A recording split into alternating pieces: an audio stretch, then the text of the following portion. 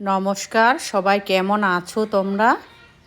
আজকে তো ঘরে ঘরে সব ভালো ভালো রান্না হবে। আজকে আমি একটু অন্য রকম করে রান্না করেছি। তো চলো দেখে নেওয়া যাক কী রান্না করলাম।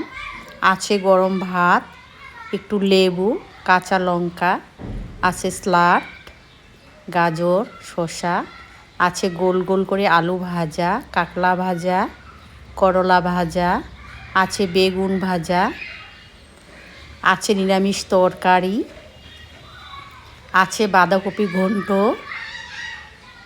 তার সাথে আছে মুগ ডাল। আজকে পুরো নিরামিষ রান্না করেছি আমি। তার সাথে আছে বাদামি আলু দিয়ে পনিরের তরকারি।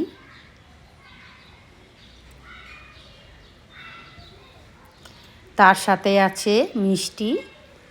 আজকের থালিটা কেমন হয়েছে সাজানো সবাই কমেন্ট করো, সঙ্গে থেকো, তোমাদের কেমন লাগলো আর তোমাদের বাড়িতে কি রান্না হয়েছে সেটাও আমাকে বলবে।